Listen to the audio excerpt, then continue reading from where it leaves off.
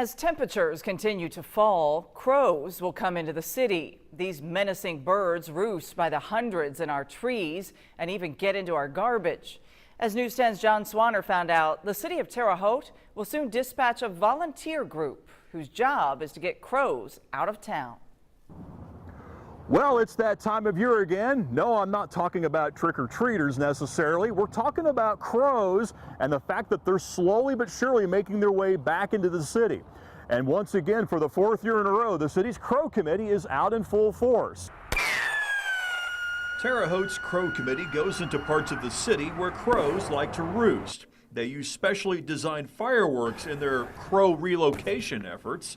The hard work of several volunteers makes this committee work. If we had 4 or 5 every evening, we would have plenty of people to do what we need to do. For years, Mayor Bennett's office simply oversaw the efforts of these volunteers.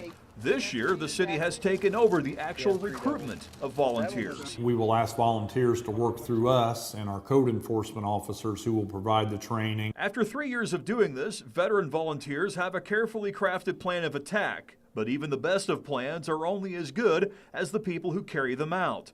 The mayor says the more people who volunteer, the more successful the committee's work will be. And Mayor Bennett says its results are tangible. If we stay with it, then the crows become trained because as their young grows up, they follow the lead of the elders. It's really an amazing thing. The mayor says this is a great way for church or service groups to get involved in helping the city. And there's plenty of opportunity. The committee as a whole works 7 days a week for an hour to an hour and a half each evening.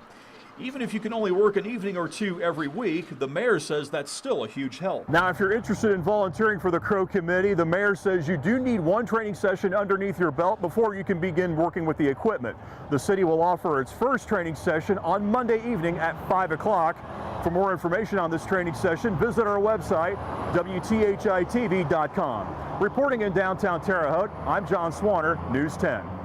If you have a crow problem in your neighborhood, you can report it to the mayor's office. They've set up a crow hotline for you to call. That number's at the bottom of your screen, 812-244-CROW. We'll have that number for you on our website, WTHI-TV.com.